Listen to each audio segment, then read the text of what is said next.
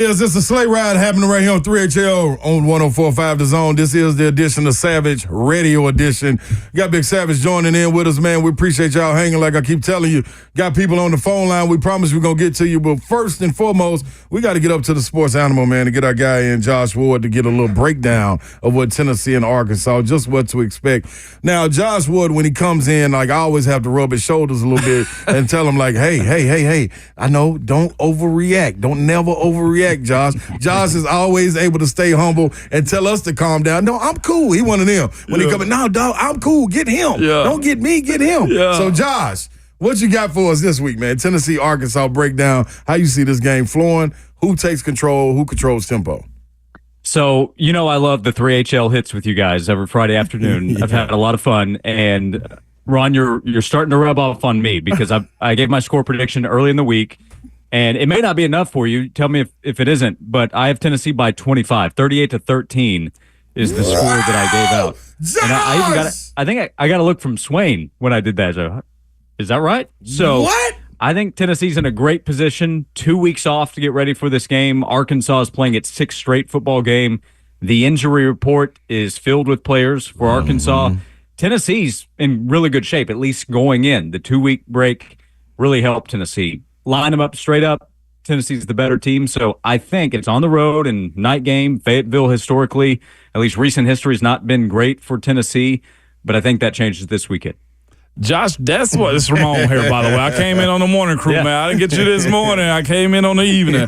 But, Josh, that's what I said this morning. I was like, I think Tennessee do cover this weekend, right? And you made the point of they're just better. Josh, can you break that down as to how this team is, not in a conceited, cocky way, but why is this Vols team just better this year versus a team like Arkansas? Sure. I don't think Arkansas is a bad football team. Let's start with Arkansas's offense. I think their offensive line has solid players. I'm confident that they're well coached with Sam Pittman. He is as good as anybody in the country in helping prepare an offensive line. Obviously, he's the head coach. I think Taylon Green is a really good athlete. They've got some players that can make some plays.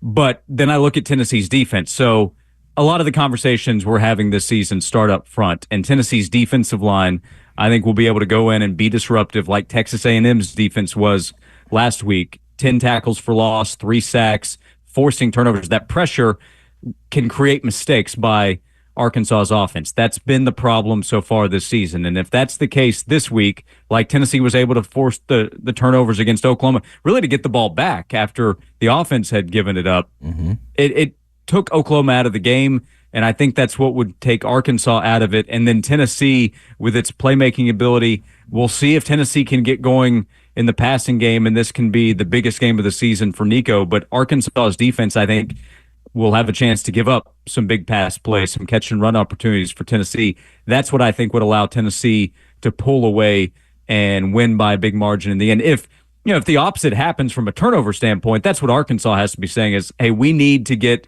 into the backfield. We need to force turnovers like Oklahoma was able to do and then capitalize. Well, then that could create a closer football game. But I like Tennessee's chances to cause those problems more so than Arkansas. As far as causing those problems, too, Arkansas does have a 5-star there, Landon Jackson. He was a LSU commit. He's there now. He's a unique guy like, Villanueva?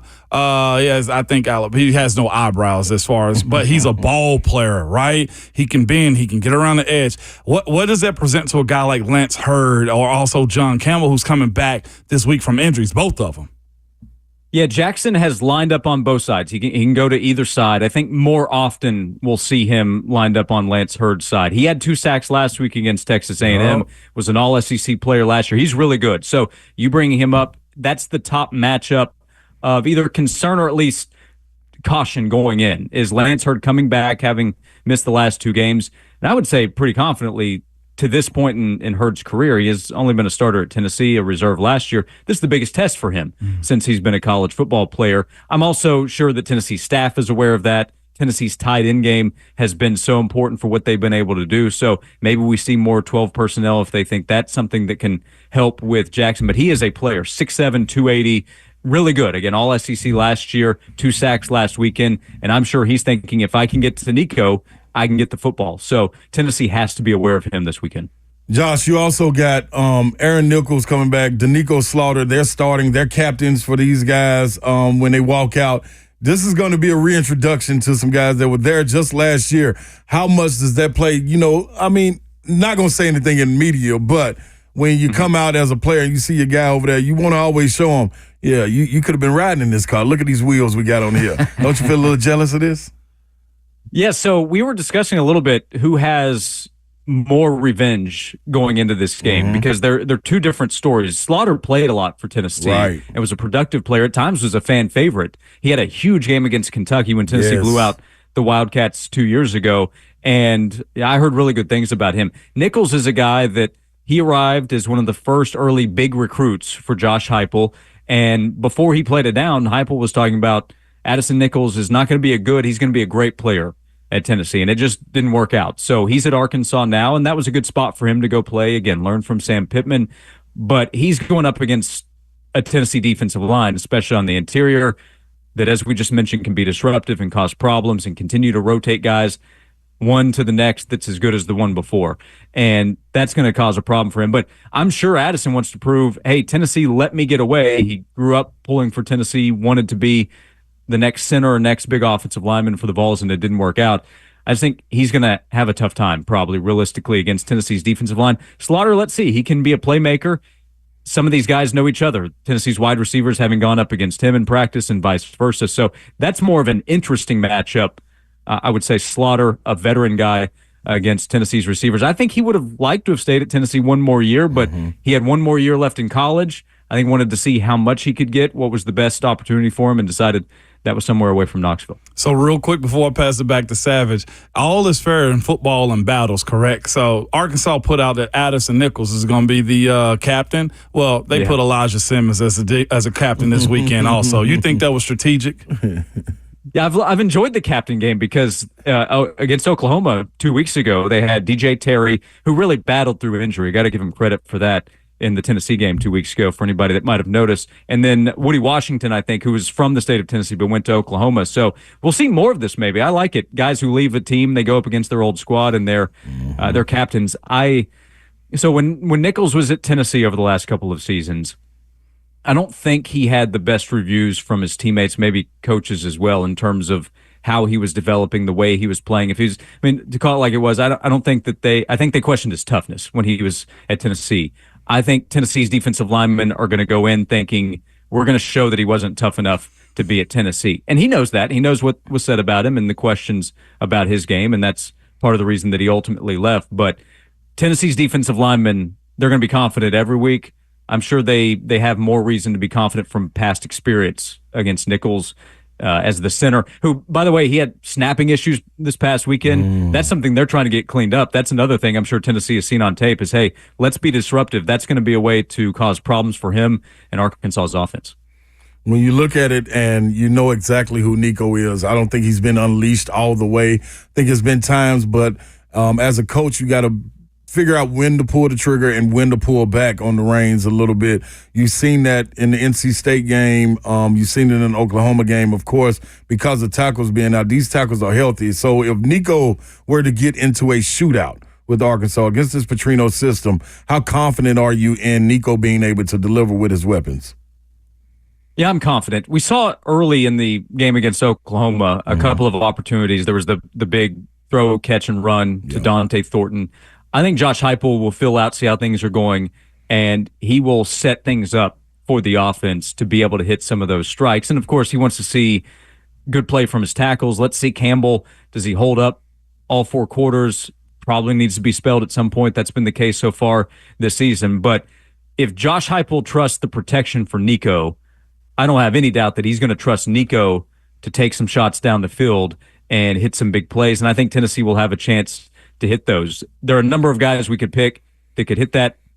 Thornton has been the best, I think, so far at hitting the big plays. He had another catch that would have really bumped his numbers up that was called back because of the holding call that went against Tennessee. But Thornton has been a big play threat. Brazel is still that. Squirrel White, I think, could get his chance. Does Chaz Nimrod get that opportunity? He's from Arkansas. They know that he's from there, Tennessee I'm talking about. So Brew McCoy hasn't gotten in the end zone yet. A lot of guys are hungry, I think, to get a touchdown or two this weekend. I think Josh Heupel is going to give them that chance. Josh Ward with us this evening. Josh, at some point, I hope if we don't get the passing game going, then it's also set up by the running game. When will we get the full three-headed monster of Dylan Sampson, Deshaun Bishop, and also Cam Seldon healthy together? Yeah, that's a good question because I think during the offseason, the expectation was, okay, when Seldon gets back healthy, he's RB2. He'll be the second guy. He's a terrific athlete. He was set up to be that, taking on that role in the bowl game after Jalen Wright and Jabari Small opted out. And the coaching staff really likes him. I think so far it's been more about Deshaun Bishop has earned that opportunity, and there's been a lot of trust in Sampson and Bishop. Let's see, 2 weeks to get ready for the game. Has that created more of an opportunity for Seldon to get reps there? But it's been Sampson and Bishop, and the numbers won't wow you, but if you look at what Bishop did, he averaged 4 yards a carry. He did exactly what the coaching staff needed from him in that game. He has big play ability. He can break away just like Cameron Seldon can. So I don't know. That's a good question, but I'll be curious to see this week and as the season goes along what Seldon's role is, because everybody at Tennessee believes if he has the football, he has big playability too. Yeah. Josh, man, we appreciate you sliding through, man. Before we drop you off on the sleigh ride, which you're not a stranger to when riding on the sleigh ride. You do this, it happens to be in basketball season. So now we got it in reverse. Yeah. I need you to pick two key guys. Well, one key guy on each side of the ball that you expect to stand out and have big games in this one. Okay, guys to stand out on each side. I'll start on defense. Okay. And this is a guy that has playmaking ability, might find some opportunities in the offensive backfield. I'll go Arion Carter at linebacker. As Taylon Green is a guy, he is a legitimate athlete. He's going to be on the run. Arion Carter is a legitimate athlete. So he'll get back there and I'm sure try to take the ball away, deliver a couple of big hits. On the offensive side, I said pick any of the wide receivers. I'll try my best. I'll say that Chris Brazzell, that he hits a big play and scores a big touchdown this weekend. Nice. Like that. That's easy. Easy work right there. 25 points. You already heard it on Josh Woods. Stamp that on your bingo card. Put some change in the tray, man, and pass it back around. You're rubbing off on me, Ron. I love it. I love it, Josh. That's how we live on Fridays, baby. I appreciate it. Enjoy your weekend. Appreciate you shifting times for us too, man. No doubt. You got it. Absolutely. Thanks, guys. All right, no doubt, man. That's Josh Woods with the Sports Animal right here on Savage Radio with Big Savage and Big Slay. You know what I mean? The two savages riding on the sleigh ride.